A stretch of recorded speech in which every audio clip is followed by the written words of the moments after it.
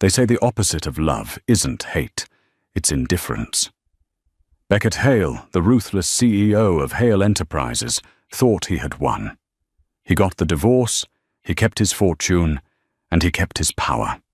He thought his ex-wife, Kennedy, was just a quiet, fading shadow who couldn't survive without him. He was wrong. 5 years of marriage, and he never really looked at her. But 3 months after she left, he saw her across a crowded room. She was looking at another man, a man with none of Beckett's money, but all of his attention. And then she smiled. It wasn't the polite smile she gave the press. It was a smile Beckett had never seen. And in that split second, the man who owned everything realized. He had lost the only thing that mattered. This is the story of a heart breaking after it stopped beating. The silence in the conference room was expensive. It smelled of mahogany polish, aged leather, and the distinct, ozone-like crispness of air conditioning that cost more per hour than most people made in a week. Beckett Hale checked his watch. A Patek Philippe. It was 2:14 p.m. He had a board meeting at 3:00 p.m. This needed to be done. Across the sprawling glass table sat Kennedy Frost, formerly Kennedy Hale. She looked smaller than he remembered, though he saw her every morning across the breakfast island. Today, she wore a simple beige trench coat, buttoned to the throat, her hands folded in her lap. She looked like a grayscale sketch in a Technicolor world. "The terms are standard, Beckett," Tate Langston said, sliding the heavy document across the glass. Tate was Beckett's oldest friend and brutally efficient corporate counsel. She isn't contesting the prenup. She isn't asking for the penthouse. She isn't even asking for spousal support beyond the initial severance. Beckett frowned, his sharp, angular face tightening. He looked at Kennedy. "You're declining the alimony. That's foolish, Kennedy. You haven't worked in 5 years. You have no assets." Kennedy didn't look up at his face. She looked at his tie, a crimson silk knot. "I have my degree, Beckett. I have my hands. I don't want the money."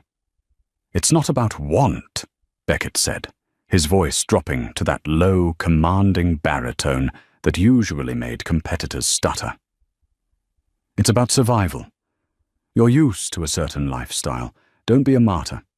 Take the check." Finally, she looked up. Her eyes were hazel, flecked with green, but today they looked flat, dull. "I don't want to be paid to leave you, Beckett. I just want to leave." The words were spoken softly, without venom, which made them sting more. Beckett felt a flicker of irritation. Even in this, she was defying him. He was the provider. He was the one who fixed things with checks and influence. By refusing the money, she was denying him the last act of control. "Fine," Beckett snapped, uncapping his fountain pen. "If you want to play the starving artist, that's your choice. But don't come back to me when the rent is due and the world realizes you're just—" He trailed off. Just what? Just the quiet ornament he'd kept on a shelf? "Just Kennedy," she finished for him. She picked up the pen. Her hand didn't shake. There were no tears. For 5 years, Beckett had expected hysteria. He had expected her to scream about his late nights, his business trips with Sierra Locke, his missed anniversaries. But she had never screamed. She had just gone quiet. And now, that silence was permanent. Scritch, scratch. Kennedy Frost. She stood up, leaving the pen on the document. She didn't look back at the view of the city, a view he owned. She picked up her bag. "Goodbye, Beckett," she said. "Kennedy," he called out, an instinct he couldn't name rising in his chest. She paused at the frosted glass door. "You're making a mistake," he said, smoothing his suit jacket. "It's cold out there." "I know," she said, and for the first time in months, her voice sounded clear. But at least it's real. The door clicked shut. Beckett stared at the door for a long 10 seconds. Then he exhaled, a harsh rush of air. "It's done," Tate said, organizing the papers. "Clean break. You're a free man, Beck." "Yeah," Beckett muttered, standing up and buttoning his jacket. He walked to the window, looking down at the ants scurrying on the pavement 40 stories below. He tried to feel the relief he had promised himself. No more guilt trips. No more silent judgments when he came home at midnight. "I won," Beckett whispered to the glass. But as he watched the grey city below, he couldn't shake the feeling that the room had suddenly become much, much larger, and he was very small inside it. 3 months later, success tasted like scotch, aged 18 years, poured into a crystal tumbler. Beckett sat in his study, the city lights of New York spread out before him like a digital nervous system.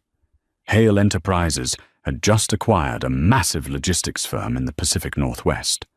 It was the deal of the decade. His phone was buzzing incessantly with congratulations. "You look like a man who conquered the world," a voice purred from the doorway. Sierra Locke walked in. She was everything Kennedy was not.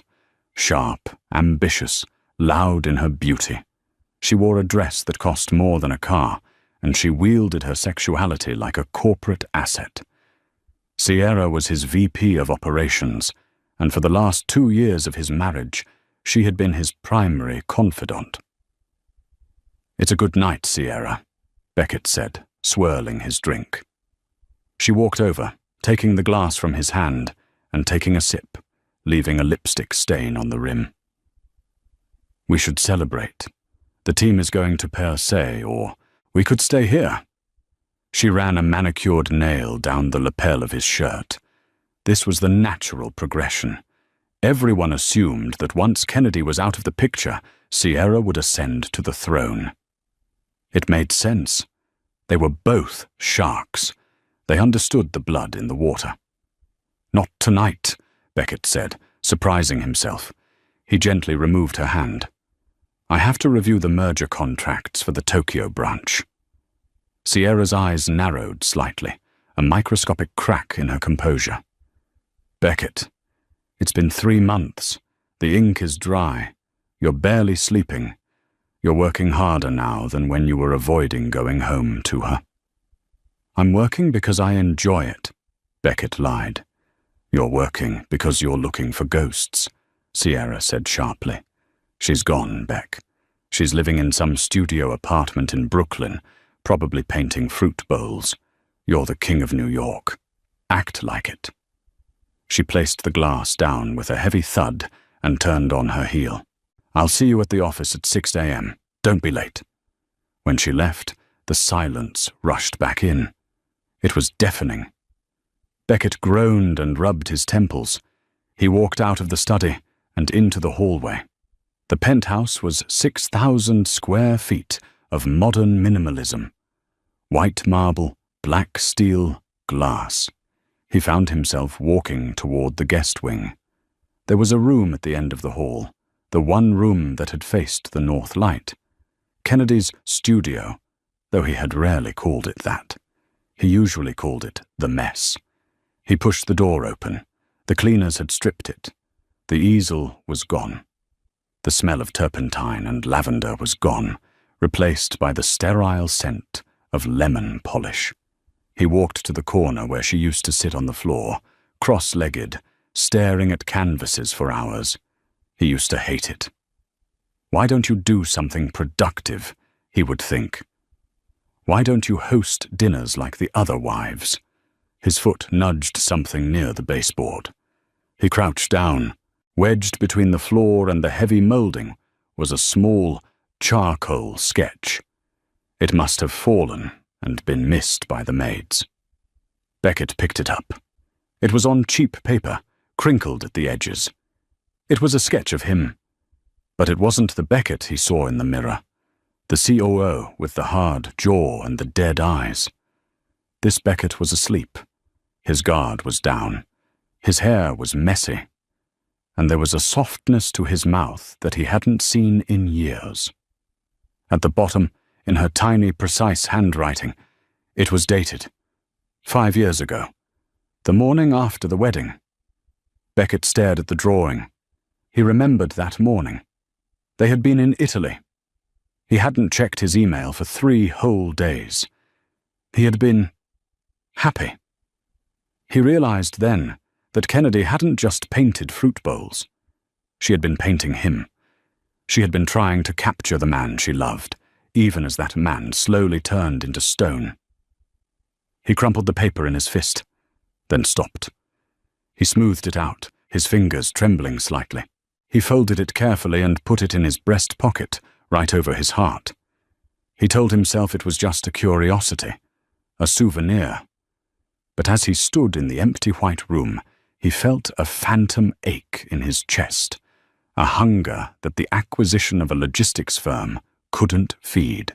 The Winter Solstice Gala was the event of the season. It was held at the Metropolitan Museum of Art, a convergence of old money, new tech billionaires, and the cultural elite. Beckett hated these events, but they were necessary. It was where alliances were forged. He wore a tuxedo that fit him like armor. Sierra was on his arm, dazzling in emerald green, working the room with the efficiency of a politician. "The senator is looking at you," Sierra whispered, leaning in. "Go shake his hand. We need the zoning permits for the Hudson Yards project." "I see him," Beckett murmured, scanning the crowd. He wasn't looking for the senator. He didn't know who he was looking for, but his eyes were restless. They moved through the temple of Denda, the sandstone glowing under the amber uplighting. Champagne flutes clinked, laughter rippled, polite, guarded laughter. "And here we have the emerging artists showcase," a voice announced over the microphone. "Please welcome the curator for tonight's charity auction." Beckett turned toward the stage, half listening, and then the air left his lungs. She was standing near a sculpture of a winged victory. Kennedy. But it wasn't the Kennedy of the last 5 years. The beige trench coat was gone. The grey cardigans were gone. She was wearing red. A deep oxblood velvet dress that clung to her frame, off the shoulder, exposing the elegant line of her neck. Her hair, usually pulled back in a severe bun to hide away, was loose, cascading in dark waves over her shoulders. She wore gold drop earrings that caught the light. She looked alive, vibrant, dangerous. "Is that—" Sierra stopped mid-sentence, her grip on Beckett's arm tightening. "What is she doing here?" "I don't know," Beckett whispered. He couldn't look away. He felt a magnetic pull, a physical need to walk over to her and claim her, to say, "You're mine. You don't wear red.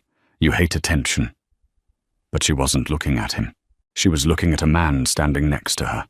He wasn't in a tuxedo. He wore a dark charcoal suit, no tie, the top button open. He had messy, sun-bleached hair and a beard that was neatly trimmed but rugged. He looked out of place among the hedge fund managers. He looked like he smelled of wood smoke and rain. He was holding 2 glasses of champagne. He leaned down and whispered something in Kennedy's ear. Beckett watched, frozen. He expected Kennedy to shy away. She hated whispers. She hated public displays of intimacy. She always flinched when people got too close. But she didn't flinch. She threw her head back, and she smiled. It wasn't the polite, tight-lipped smile she gave the board members' wives. It wasn't the sad, apologetic smile she used to give Beckett when he came home late. This smile crinkled the corners of her eyes. It showed her teeth. It was radiant, unfiltered, and utterly devastating. It was a smile of pure, unadulterated joy. It transformed her face from beautiful to breathtaking. Beckett felt a physical blow to his solar plexus. The room spun. "I have never seen that," he thought. In 5 years of marriage, in Paris, in Rome, in the penthouse. I never made her look like that. The man, who the hell was he, laughed with her, a warm, booming sound. He reached out and tucked a strand of hair behind her ear. His hand lingered on her cheek. Kennedy leaned into his touch. She rested her hand on his chest, right over his heart, looking up at him with a gaze so full of adoration it burned Beckett to witness it. "Who is that?" Beckett demanded, his voice ragged. Sierra scoffed. "That? That's Travis Rhodes. He's a nobody, a landscape architect. He does community gardens in the Bronx. He makes dirt for a living, Beckett. Ignore them." Beckett couldn't ignore them. He was transfixed. He watched as Travis said something else, and Kennedy laughed again, covering her mouth playfully, her eyes dancing. For the first time in his life, Beckett Hale, the man who owned half the city, felt like a pauper. He was watching a woman he had discarded as boring shine like a diamond for a man who played in the dirt. A dark, twisting knot of jealousy, hot and irrational, coiled in his gut. "He's touching her," Beckett growled, stepping forward. Sierra grabbed his arm, her nails digging in. "Don't you dare. You are Beckett Hale. You do not make scenes over ex-wives." "She's Mrs. Hale," he muttered, the divorce papers suddenly feeling like a hallucination. "She's Ms. Frost," Sierra corrected coldly. "And she looks happy, Beckett. Happier than she ever looked with you." The truth was a knife, and Sierra twisted it. Beckett stood rooted to the spot, the champagne in his hand warm and flat. He watched Kennedy smile at Travis Rhodes again, a smile that promised secrets, warmth, and a future. "That smile belongs to me," his ego screamed. "You never earned it," his conscience whispered. He turned away, unable to watch, but the image was branded onto his retinas. The woman in red, the man with the gentle hands, and the smile that proved Beckett Hale had lost the game before he even knew he was playing. The hangover from the gala wasn't physical. It was existential. Beckett sat in his office the next morning, the view of the Hudson River obscured by a thick, suffocating fog. On his desk lay a dossier. It was thin, uncomfortably thin, for a man Beckett wanted to destroy. "Travis Rhodes," Peyton Knight said, standing on the other side of the desk. Peyton was Beckett's head of security, a woman who could find a needle in a haystack and then tell you who manufactured the needle. "He's clean, Beckett." "Disappointingly so." Beckett flipped the folder open. "Everyone has dirt, Peyton. You just haven't dug deep enough." "He's not a corporate player," Peyton explained, her voice bored. "He's a landscape architect, graduated from Cornell, top of his class. He worked for a high-end firm for 2 years, quit, and started a non-profit called Urban Roots. He rehabilitates abandoned lots in the Bronx and turns them into community gardens. He lives in a renovated loft above a bakery in Astoria. No debts, no criminal record. He volunteers at a dog shelter on Sundays." Beckett stared at the photo of Travis attached to the file. It was a candid shot, probably taken from social media. Travis was laughing, his hands covered in soil, holding up a giant, misshapen tomato. He looked ridiculous. He looked free. "He makes no money," Beckett sneered, tossing the file down. "How is he funding Kennedy's lifestyle? The studio, the materials?" "Kennedy is funding herself," Peyton corrected quietly. "She sold 3 paintings last month to a gallery in Soho. And Travis isn't poor, Beckett. His family is Rhodes Timber. Old money. Pacific Northwest money. He just doesn't use it. He walked away from his inheritance to plant carrots." Beckett felt a cold spike of irritation. A rich boy playing peasant. It was worse than him being actually poor. It meant he had choices, and he chose to be everything Beckett wasn't. "I want to see it," Beckett said, standing up. "See what?" "The garden, where she spends her time." An hour later, Beckett's black Maybach was rolling slowly through a neighborhood in the Bronx that had seen better days, though signs of gentrification were creeping in like ivy. The car stopped in front of a chain-link fence woven with morning glories. Beckett stepped out. He was wearing a $3,000 suit and Italian leather shoes that cost more than the rent of the buildings surrounding him.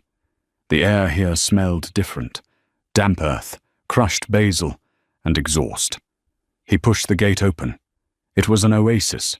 Rows of raised beds overflowed with winter kale and root vegetables. There was a greenhouse made of reclaimed windows, glowing in the afternoon sun.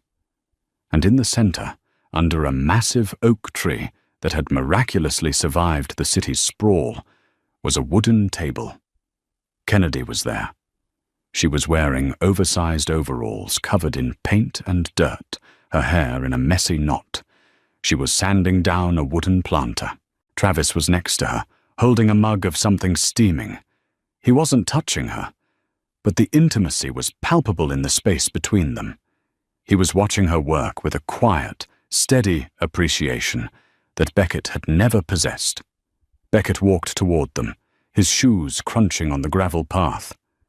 Kennedy looked up. The smile she had been wearing vanished instantly, replaced by a guarded mask.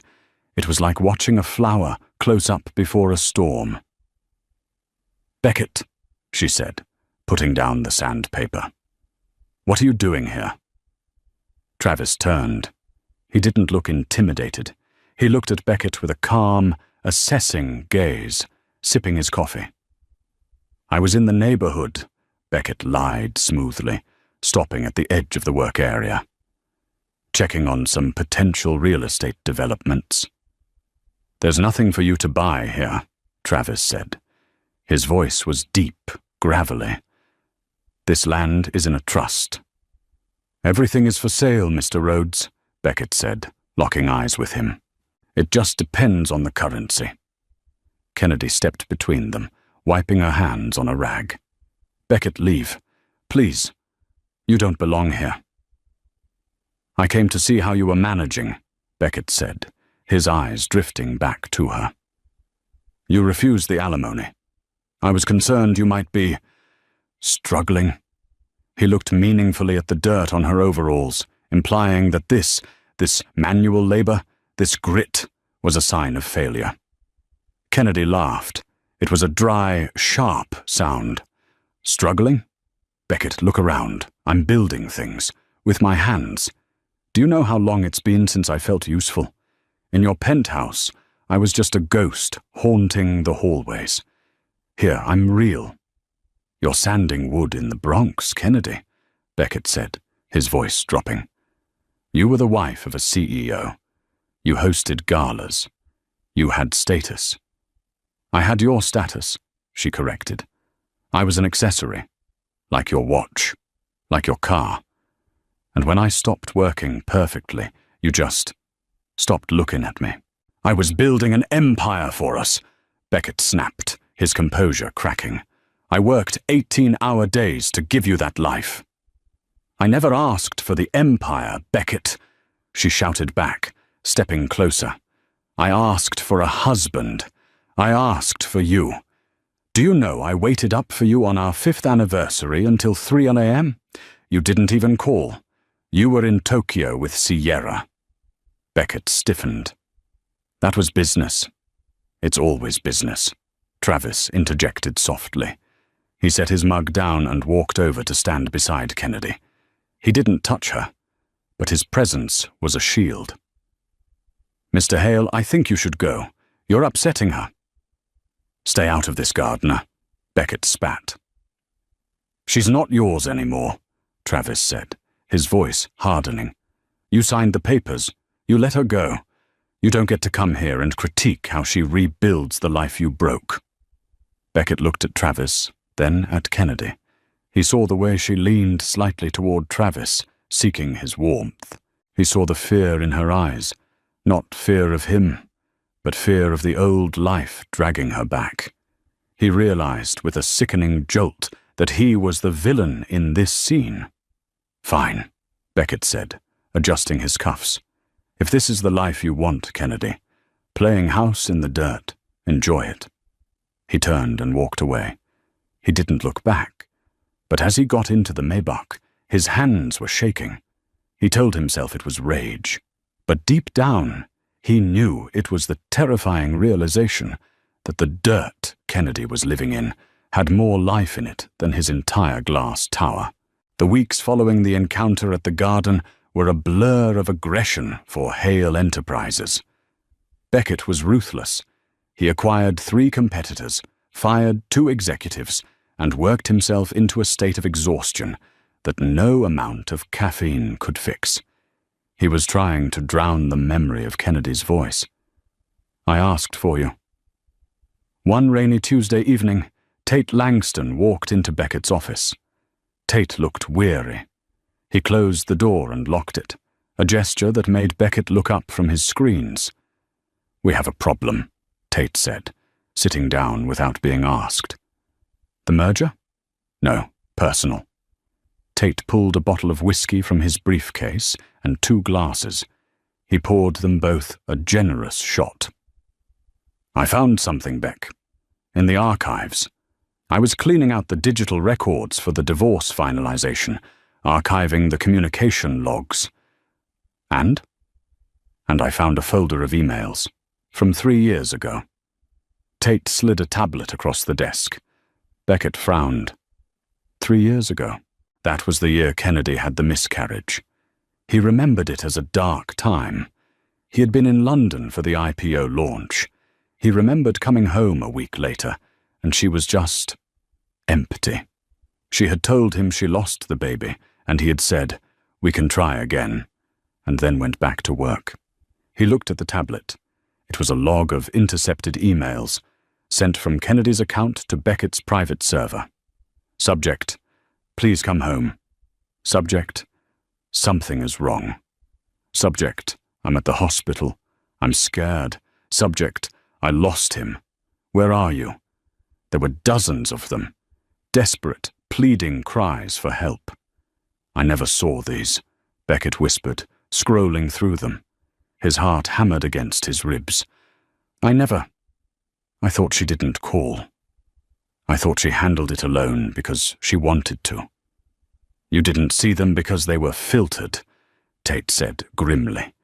"Marked as spam. Deleted from the server before they hit your inbox." Beckett looked up, his eyes wide. "Who manages my server, Tate?" Tate didn't answer. He didn't have to. The door opened, and Sierra walked in, holding a stack of files. "Beckett, we need to sign off on the—" "Why is the door locked?" Beckett stood up slowly. The tablet was trembling in his hand. "Sierra," he said, his voice sounding like it was coming from underwater. 3 years ago, the London IPO. Sierra blinked, sensing the shift in the room immediately. She looked at Tate, then at the tablet. Her expression didn't change, she was too good for that, but her posture stiffened. "What about it?" she asked coolly. "Did you block her emails?" Beckett asked. He walked around the desk, moving toward her like a predator. "When she was losing our child, did you block her?" Sierra held her ground. "I managed your communications, Beckett. You were under immense pressure. The IPO was fragile. You gave me standing orders. No distractions. Only emergencies." "My wife losing a child is not a distraction," Beckett roared. The sound echoed off the glass walls, primal and terrifying. "She was always needy, Beckett," Sierra shouted back, her mask finally slipping, revealing the ugly jealousy underneath. "She was always dragging you down with her emotions and her fragility. You were on the brink of becoming a billionaire. I protected you. I did what needed to be done to keep you focused." "You let her go through that alone," Beckett said, his voice breaking. "She thought I ignored her. For 3 years. She thought I knew and didn't care. And you're better off, Sierra insisted. Look at you now. You're on top of the world. She would have made you mediocre. I made you a king. You made me a monster, Beckett whispered. He looked at Sierra, the woman he had trusted, the woman he had almost started a relationship with. He saw her now for what she was, a mirror reflecting his own worst ambition. Get out, Beckett said. Beckett, be reasonable. Get out, he screamed, throwing the crystal glass against the wall. It shattered into 1,000 diamonds. You're fired, Sierra. If I see you in this building in 10 minutes, I'll have security throw you out. And if you ever come near me or Kennedy again, I will bury you in so many lawsuits you won't be able to breathe. Sierra stared at him, her face pale. She looked at Tate, who looked away. She turned and fled. Beckett sank into his chair, covering his face with his hands. The silence of the office was no longer expensive. It was a tomb. He read the emails again. I'm scared, Beck. Please just hold my hand. He wept. For the first time in 20 years, the CEO of Hale Enterprises wept. Knowing the truth was one thing. Fixing it was another. Beckett spent the next week in a haze of regret. He realized that the indifference he thought Kennedy had felt wasn't indifference at all. It was armor. She had built a wall to survive his perceived cruelty. He needed to tell her. He needed her to know that he hadn't ignored her on purpose. It wouldn't fix the marriage, that was dead, but it might fix the history. But before he could reach out, the world intervened. A storm hit New York, a massive nor'easter that flooded subways and tore down power lines. Beckett was at home, watching the rain lash against the floor-to-ceiling windows when his phone rang. It was Tate. Turn on the news, Beck, Tate said. Channel 4. Beckett grabbed the remote. The screen showed a reporter standing in torrential rain, wind whipping her hair. Behind her was chaos. A massive construction crane from a neighboring site had collapsed. Tragedy in the Bronx tonight as high winds toppled a crane onto the Urban Roots Community Center and Garden, the reporter shouted over the wind. Emergency crews are on the scene digging through the rubble. We have reports that 2 people were inside the greenhouse, securing the structure when it came down. Beckett's blood froze. The greenhouse. He didn't think. He didn't call his driver. He grabbed his keys, ran to the elevator, and sprinted to his garage. He took the Aston Martin and drove like a madman into the storm. The drive was a nightmare of hydroplaning tires and blurred lights. When he reached the site, it was a disaster zone. Blue and red lights flashed against the wet pavement. Firefighters were shouting. The beautiful wooden greenhouse he had seen just days ago was a splintered wreck of glass and timber, crushed under the steel arm of a fallen crane. Beckett abandoned his car in the middle of the street and ran toward the police line. "Let me through!" he shouted at an officer. "Sir, stay back. It's unstable." "My wife is in there," Beckett yelled, the title slipping out instinctively. "Kennedy!" He saw a figure sitting on the back of an ambulance, wrapped in a shock blanket. It was Travis. Travis was bleeding from a cut on his forehead, his face grey with dust and rain. He was staring at the rubble with hollow eyes. Beckett ran to him. "Where is she? Travis, where is she?" Travis looked up slowly. His eyes were haunted. "She went back in," he rasped. "The dog. The stray she feeds. She went back in to get him right before the beam snapped." "Is she—" Beckett couldn't finish the sentence. "They're digging!" Travis choked out. "Beckett, she's under the timber!" Beckett looked at the pile of debris. Rain was pouring down, turning the dust to mud. Without a word, Beckett Hale, a man whose hands were insured for millions, ducked under the police tape. "Hey!" a firefighter shouted. Beckett ignored him. He scrambled up the wet mound of wood and glass. He started clawing at the beams. "Kennedy! Kennedy, can you hear me?" "Beckett, stop!" Travis was behind him now, staggering up the pile. "You can't lift that! Help me!" Beckett screamed, grabbing a heavy wooden beam that was part of the roof structure. "She's right here. I can see the red fabric. She's wearing the red scarf." Travis grabbed the other end.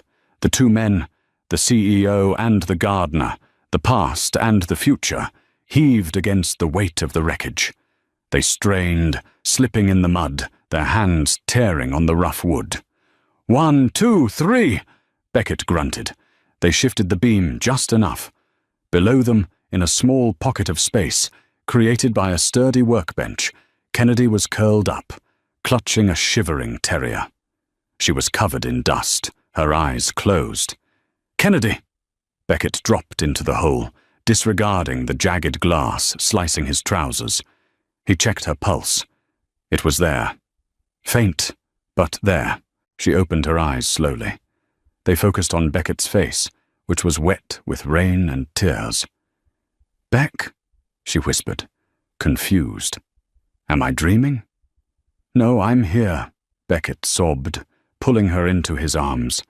"I'm here. I've got you." The firefighters were there a second later, pulling them out.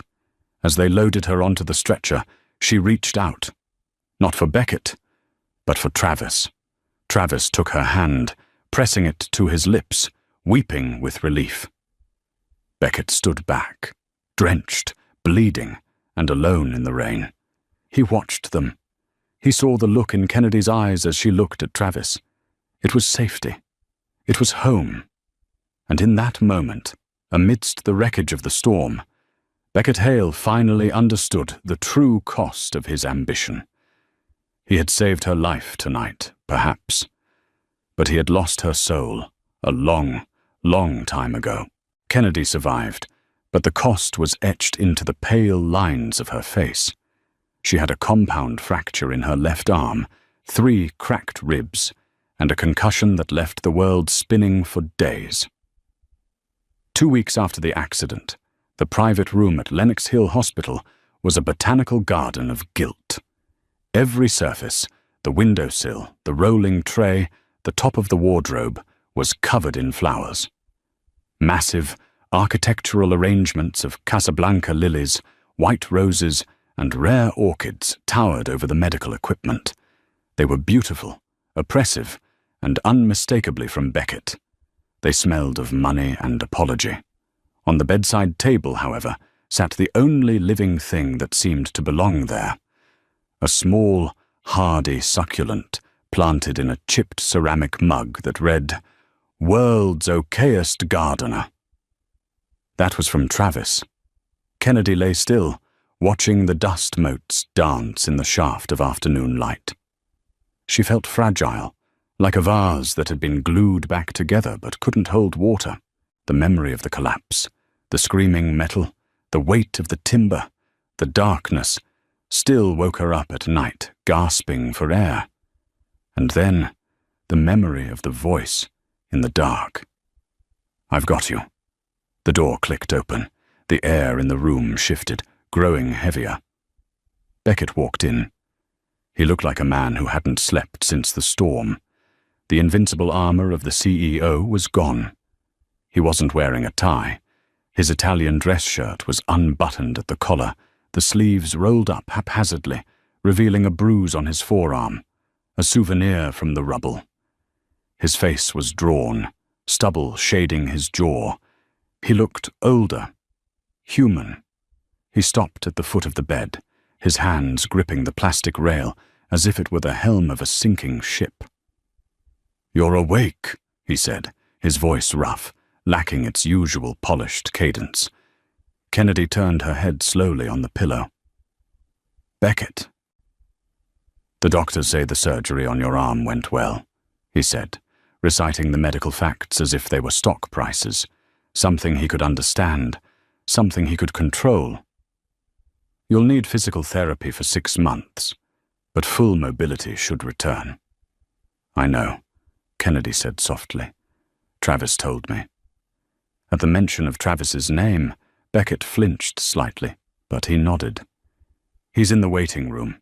I asked him for 5 minutes. He didn't want to give them to me. I don't blame him. You pulled me out, Kennedy said, searching his face. Travis told me what you did. You climbed the pile. You lifted the beam. Travis did the heavy lifting, Beckett said quickly, looking down at his hands. I was just there, yelling, panicking. You were there, she repeated. Why? Beckett looked up, and his eyes were raw. Because I couldn't be anywhere else. Because the thought of you under that wood, it terrified me more than losing the company, more than anything. He pulled the visitor's chair closer, the metal legs scraping against the linoleum. He didn't sit. He stood beside her, awkwardly, holding a thick manila envelope. I need to tell you something, Kennedy. Something that doesn't change anything. We're still over, I know that. But it changes the history. It changes the silence. He took a breath that shuddered in his chest. Tate found the archives, the server logs from 3 years ago. Kennedy's brow furrowed. What logs? The emails, Beckett whispered. From the week of the IPO, the week we lost the baby. Kennedy turned her face away, staring at the wall. The pain of that week was a scar she didn't touch. Beckett, please, I don't want to talk about that. You were busy. I handled it. It's done. No, Beckett said, his voice fierce with urgency. You didn't handle it because I was busy. You handled it because Sierra blocked your messages. Kennedy froze. The silence in the room stretched, tight as a piano wire. She slowly turned back to look at him. What? She marked them as spam, Beckett confessed, the words tasting like bile. Every plea, every update. I'm scared. It hurts. Please come home. I never saw them, Kennedy. I sat in that hotel room in London, staring at my phone, wondering why you weren't calling. I thought you were relieved. I thought you didn't want me there. You didn't know. Her voice was barely a whisper, trembling. I swear on my life, Beckett said, tears finally spilling over his lashes. I would have burned Hale Enterprises to the ground to hold your hand that night. I didn't know. Kennedy closed her eyes, hot tears leaking out. For 3 years, she had carried the belief that her husband had ignored her miscarriage to ring a bell at the stock exchange. It had been the cornerstone of her resentment, the proof of his coldness. It doesn't fix it, Beckett said, wiping his face roughly. I built the wall that Sierra stood behind. I created a world where she thought keeping me from my dying child was efficiency. That's on me. I'm the monster who hired the gatekeeper. But I needed you to know. I didn't abandon you. Not in my heart. Kennedy reached out her good hand. Beckett hesitated, then took it. His grip was shaking. I believe you, she whispered. It hurts. God, it hurts to know we missed each other by a click of a button. But I believe you. They sat in that shared grief for a long moment, mourning the ghost of the child they never met, and the marriage that died in the silence. Beckett gently released her hand and picked up the envelope. I can't give you back those years, Kennedy, and I can't be the man you need now. Travis, he's the one who bought you the succulent. I bought you a funeral parlor of lilies. That says everything, doesn't it?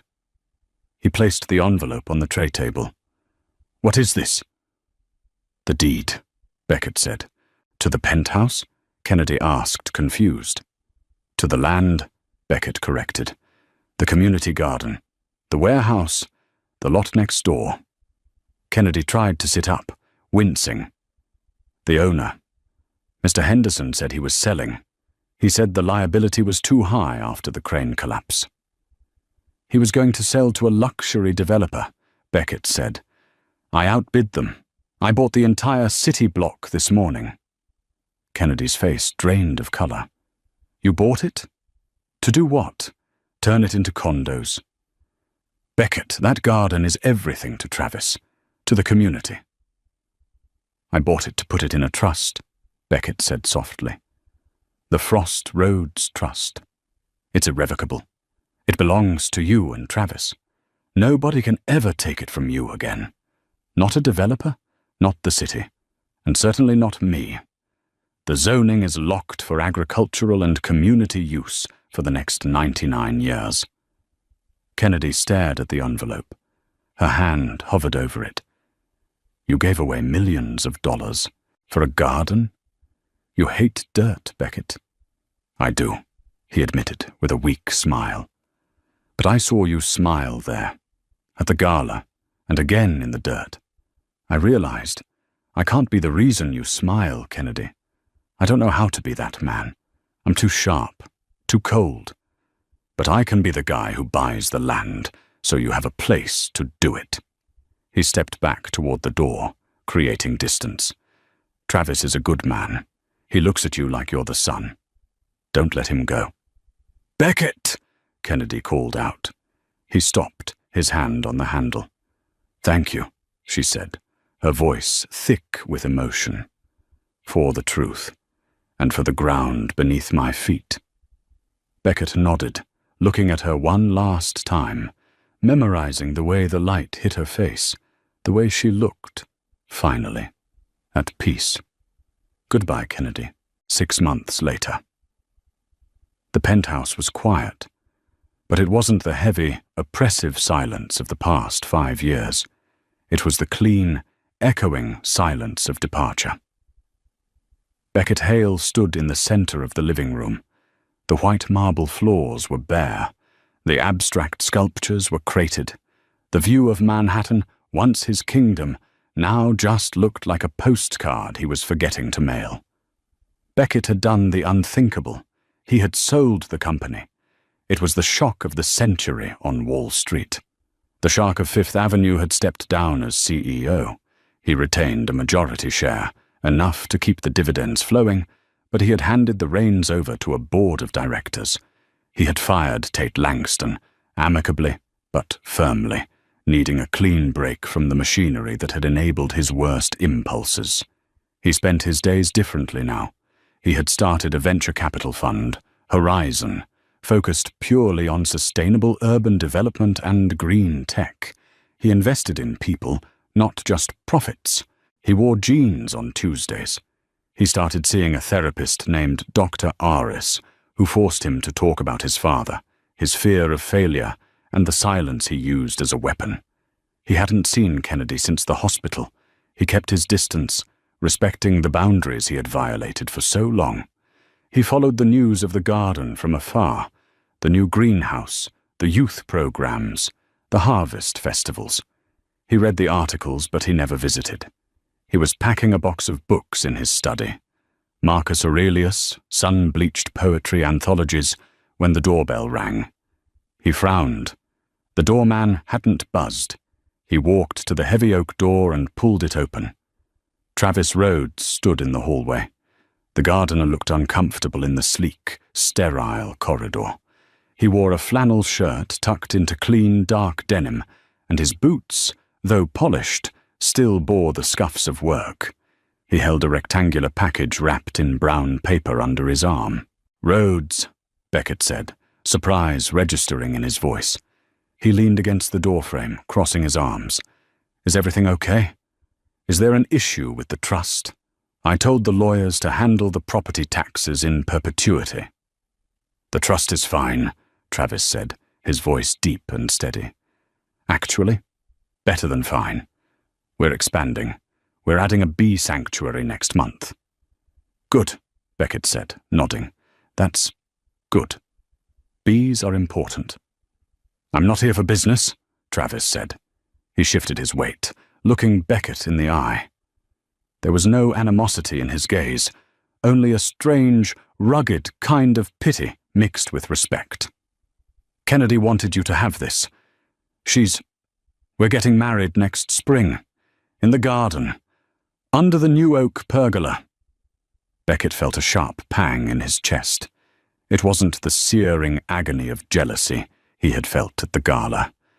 It was a duller ache, like an old brake that throbs when it rains. It was the finality of it. "Congratulations," Beckett said, and he meant it. "I assume I'm not invited." "Probably best you aren't," Travis admitted, with a wry, honest smile. "It's going to be a lot of dirt, dogs, and cheap wine. Not your scene." "No," Beckett agreed softly. "I suppose not." "But she wanted you to have this," Travis said, extending the package. "She's been working on it for months. She said she couldn't move forward until she sent it to you." Beckett took the package. It was light. "Tell her. Tell her I hope she smiles every day, the way she did that night at the Met." Travis nodded. He turned to leave, then paused. "She is happy, Beckett. Really happy. You did a good thing with the land. You're not the villain in her story anymore. You're just a chapter. A necessary one." "A chapter," Beckett repeated, tasting the word. "I can live with that." Travis stepped into the elevator. The doors closed, sealing the past away. Beckett walked back into the study. He sat on the floor, surrounded by the cardboard boxes of his dismantled life. He rested the package on his knees and tore the paper off slowly. He expected a painting of the garden, or maybe the dog. It wasn't. It was a painting of the city skyline, viewed from a high window, this window. The perspective was dizzying, looking down at the grid of streets. But in the reflection of the glass, ghosted over the city lights, was a man. He was standing tall, but his head was turned. He wasn't looking down at the ants below, counting his money. He was looking out toward the horizon, where a break in the storm clouds let a single beam of warm gold light spill through. The light hit his face, softening the hard angles. He looked peaceful. He looked free. At the bottom, she had signed it in charcoal, K. Frost. And on the back, stuck with a piece of blue painter's tape, was a note in her handwriting. "For the man who finally learned to look up. Thank you for the view." Beckett traced the signature with his thumb. He sat there for a long time as the sun went down over Manhattan, watching the light fade from the painting, finally understanding that he hadn't just lost a wife. He had found himself. 3 years later, Central Park was burning with color. The maples were crimson, the oaks a deep russet gold. The air was crisp, smelling of roasted nuts and decaying leaves. The smell of change. Beckett Hale sat on a weathered park bench near the Bethesda fountain. He held a paper coffee cup in his hands, warming his fingers. He was unrecognizable from the titan of industry who used to terrorize boardrooms. He wasn't wearing a three-piece suit. He wore a chunky, oatmeal-colored wool sweater, dark jeans, and a scarf. His hair was a little longer, touched with silver at the temples. The perpetual furrow between his brows had smoothed out. He watched a toddler waddle past him, chasing a pigeon with ruthless determination, followed closely by a harried mother. Beckett smiled. It was a genuine, reflexive reaction. "Excuse me," a voice said. Beckett looked up. A woman was standing a few feet away. She was holding a charcoal stick and a sketchbook. She was striking, not in the glossy, manufactured way Sierra had been, but in a messy, authentic way. She had wild curls escaping a bun, paint smudges on her army green jacket, and eyes that were intelligent and curious. "I'm sorry to bother you," she said, pointing to the bench with her charcoal. "But the light hitting your profile right now, the shadows from the trees, it's perfect. Do you mind if I sketch you? I've been trying to get the angle of that jawline right for 10 minutes, but you kept moving to watch the pigeons." Beckett chuckled. The sound rumbled in his chest, easy and light.